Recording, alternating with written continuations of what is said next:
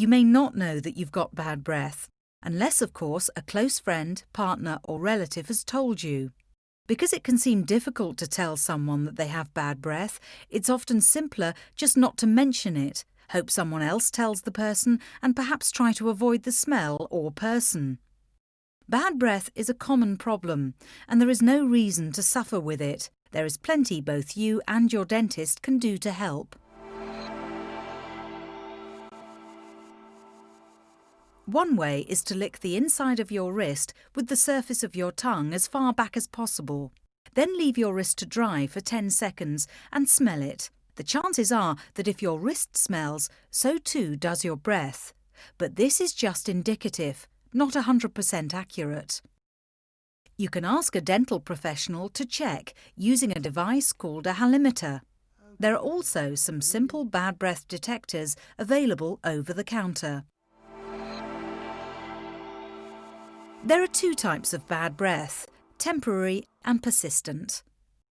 Temporary bad breath is caused by things we eat, drink or smoke. Strong-smelling, spicy or highly flavoured food and drinks are usually associated with this type of bad breath. Garlic, pickles, onions and curries are prime examples. Alcoholic drinks are also likely to cause this effect, as does smoking. When you go to sleep, your saliva flow lessens. This often results in a dry mouth on waking, which may be associated with temporary bad breath. The most common cause of persistent bad breath is gum disease. This is caused by a build-up of plaque in the mouth, resulting from inadequate toothbrushing and poor oral hygiene. There are other causes too, but they are much less common. The best first step is to visit a dentist and talk about it. Your dentist can then assess the extent of the problem and do a full examination and plan to treat your bad breath.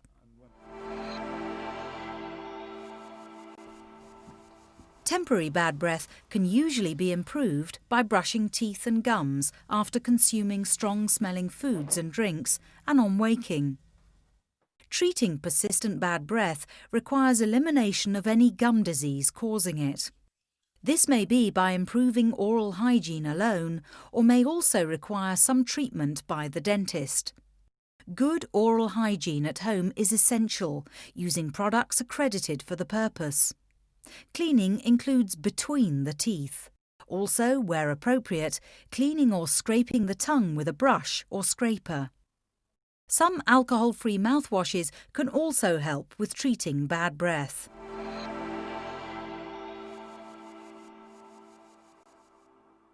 Gum disease associated with bad breath is not necessarily serious.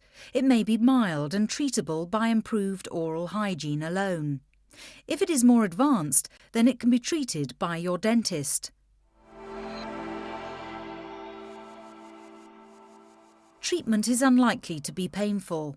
Improving oral hygiene involves more efficient toothbrushing, possibly using dental floss or other devices to clean between teeth, and alcohol-free mouth rinses.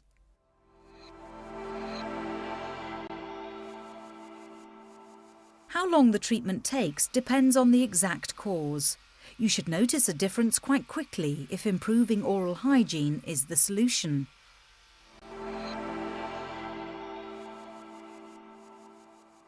For the majority of cases, it is not necessary to see a specialist. Usually, any advice and treatment can be provided by a dentist and other members of the dental team, such as a hygienist.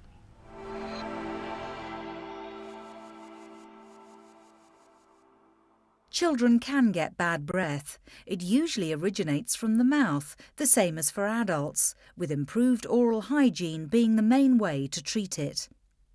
One further possibility is that occasionally in small children a foreign object has got stuck in the nose or sinus, but this is not common.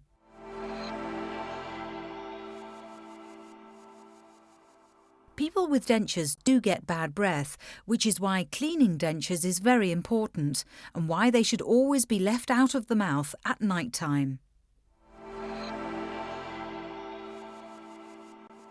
A furry tongue can be a sign or cause of bad breath. The tongue can get coated with the bacteria that form plaque and cause bad breath. In such cases, tongue cleaners may be a useful additional aid to good oral hygiene.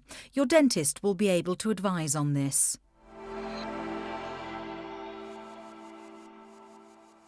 Although less common, bad breath might be due to food getting stuck in particular places in the mouth. A mouth infection, a tooth with a cavity, or an erupting wisdom tooth that has become impacted or stuck.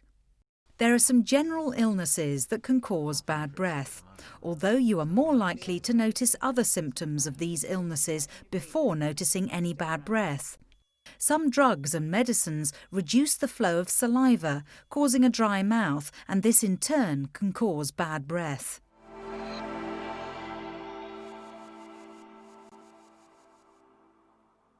These are called tonsilliths, and as the name suggests, they come from the tonsils or way back in the mouth. Although they do smell similar to bad breath, they're quite different and harmless.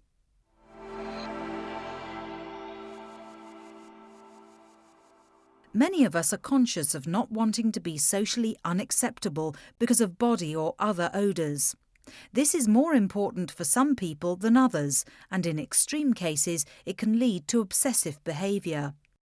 However, very often there is either a minor problem, which can be easily treated, or no problem at all, of which the person may need convincing, sometimes with some specialist help. The best preventative measure to avoid bad breath is good, consistent oral hygiene. Your dentist or hygienist will be able to advise you on all aspects, from brushing technique to flossing, from denture care to helpful products.